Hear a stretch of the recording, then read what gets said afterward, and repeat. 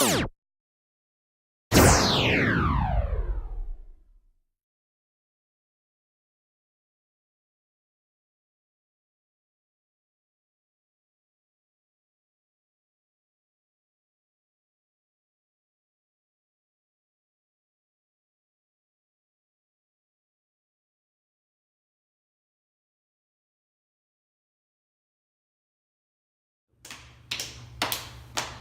in the world did this take place? Well, we'll tell you right now. This book took place in Boston, Massachusetts during the mid-1600s. The Church of England had broke off from the Roman Catholic Church, and it moved to America. This really matters cause it helps readers understand the society and the people of the hardships that went throughout the land. Yeah!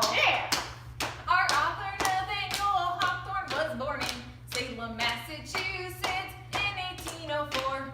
His family were descendants of Puritans. Bizarre. Get him over. The Puritan faith really influenced Nathaniel Hawthorne. He hated everything about them because he knew everything about them. Yeehaw!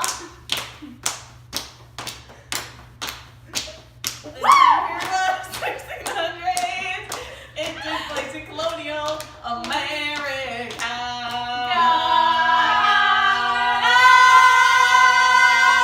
Wow! Wow!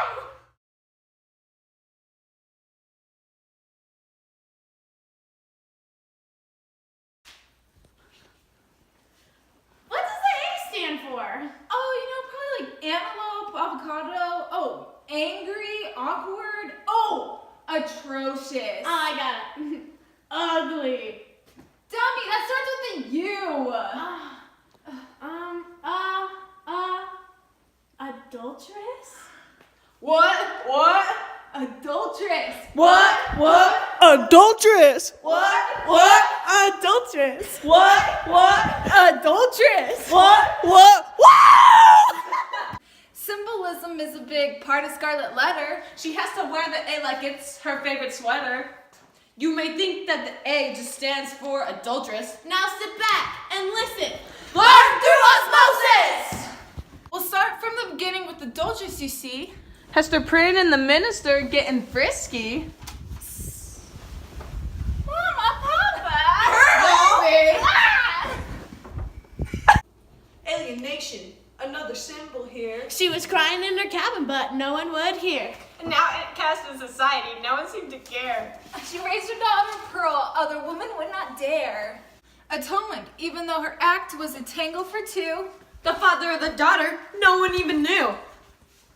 She suffered all the pain from the blame she took. She tried to make amends throughout the whole book. After many years, the people let me in. We said, oh look, an angel. Her name is Hester Prynne. Although the A was for her Christianary sanction, She ironically used it for her social resurrection. Pearl dressed in red, a fashion statement? false, it's actually a representation. She was a public result of a private sin. But Hester's love could not run thin. She hated the members, but the lies would begin. With all the love Hester held within. Symbols, what? Scarlet letter Symbols, where? on her chest.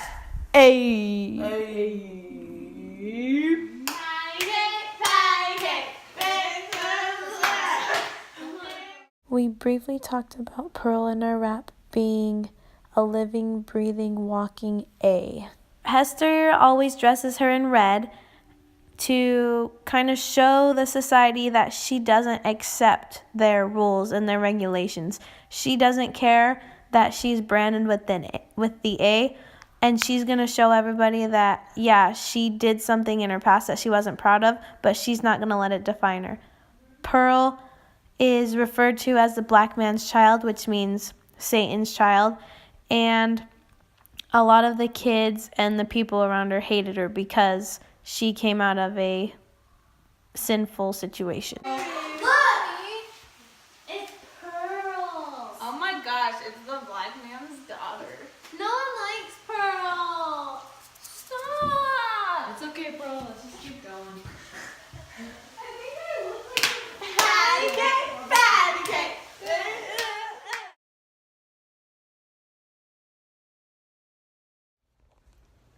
Okay, guys, Christmas time is here, and it's time for us to nail this thing.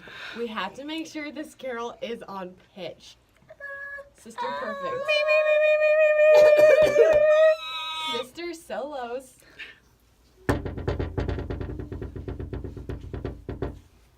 Ding dong. Oh, look, the political carolers. Okay, we're gonna start off with Joyce the World. Politics is in literature. It's everywhere you look. Hawthorne hated Puritans, so he wrote this book to ridicule Them and their stupid ways. Them and their stupid ways. Them and the way they punished Hester.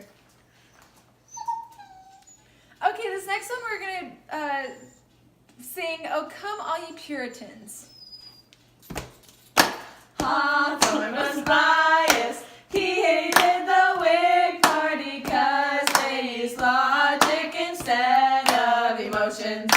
This influenced his readers. He tried to make us understand his views. He pitted us against the Puritans, all to show they were confused. Woo! I was also confused. That was great.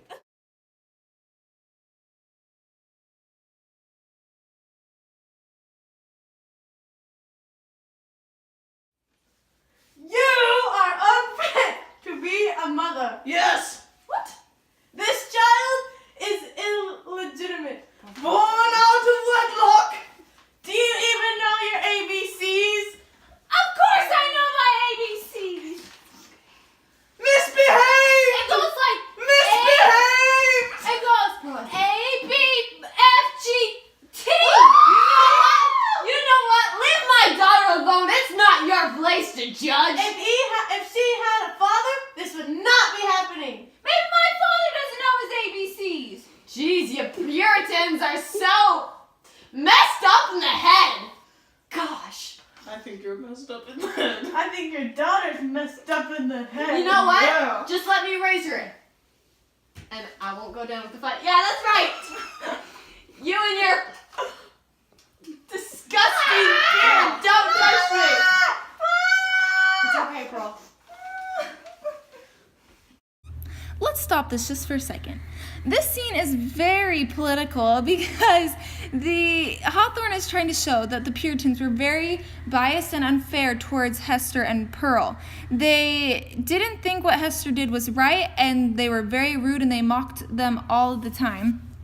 It's political because he showed the type of people that the Puritans really were, and he wanted this point to get across. We're done here. Leave. Get out of my way. Let's go, Pearl. It's okay, baby. Fine.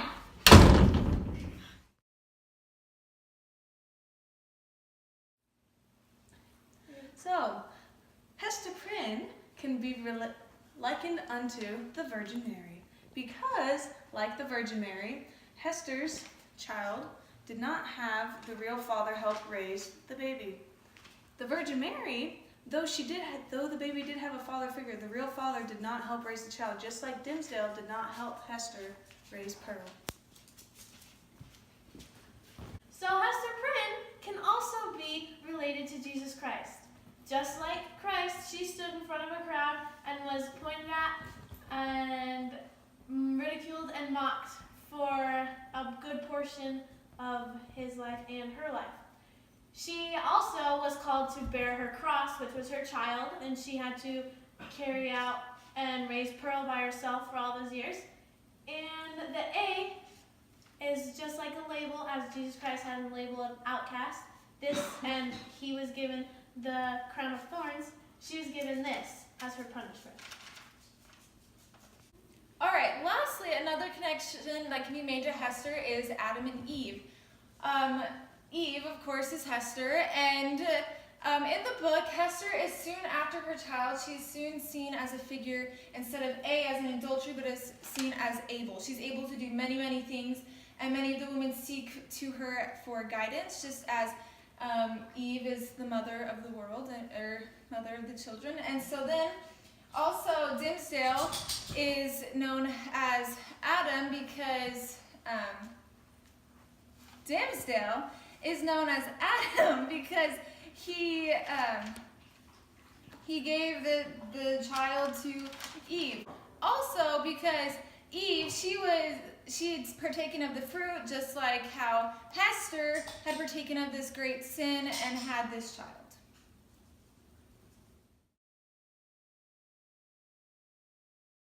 Do you ever feel like someone's judging you? It's society, it's their point of view.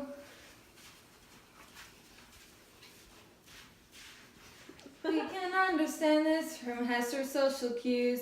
She can block it out more than they all knew. We all wish this true. For her secret love, Dimsdale couldn't hide from the one above. All the guilt was inside his mind. He tried to find a way to unbind from the shame felt inside. Dimsdale tried to hurt himself.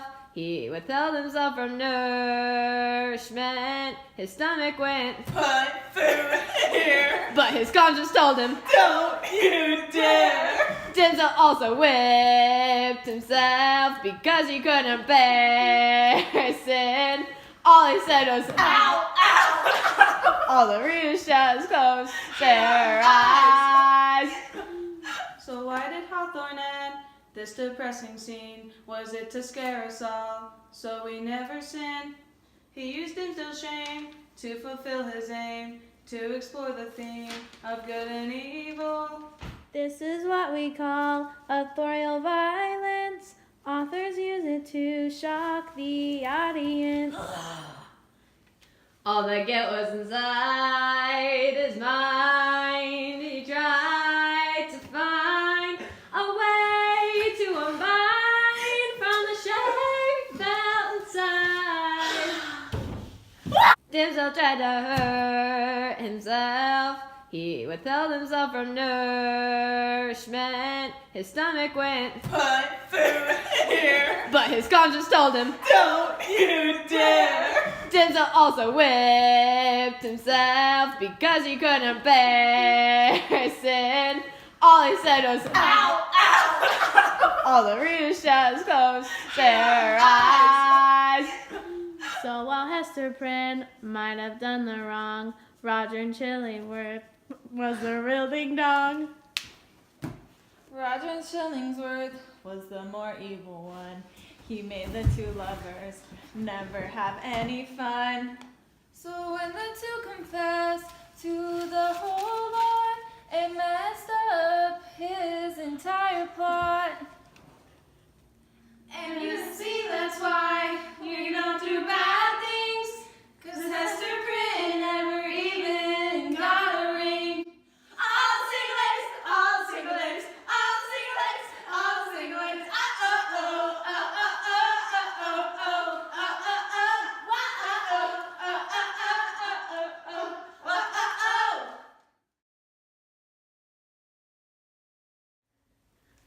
I am standing on a stand with my little child in my hand.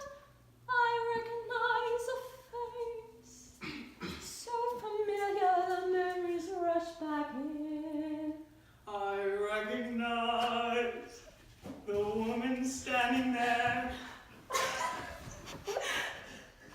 My wife, but that is not my child. This is not his child. He puts a finger to his lips. Hush. He does not want me to say I know him. Hush. I will stay silent. Silent. Silent. Sitting in this lonely dark cell, he comes in quite atrociously.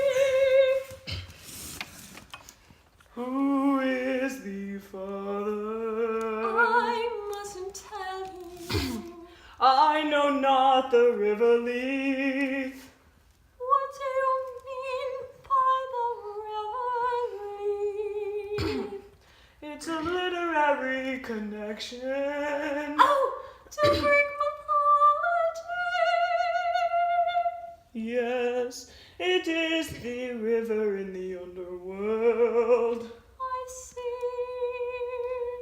It makes you forget. Oh, the crazy river. But I know not this river, for I shall not forget Forget what? this sin. It's not your problem. You are my wife. I never loved you. Fine. Who is the father? I refuse to tell you. I must know. No, you will never. Then I will find out for myself. Never. He will be mine. He will be mine. He will be mine. He will be mine.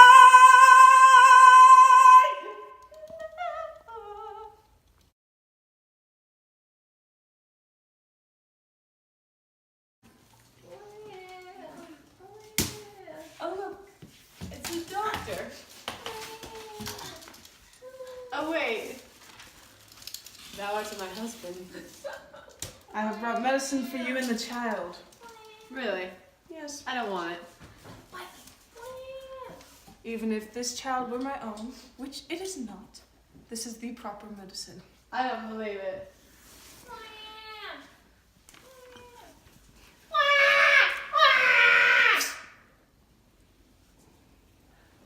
Good What have medicine. you done?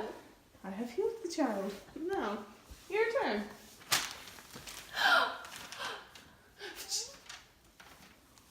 Why did you do that?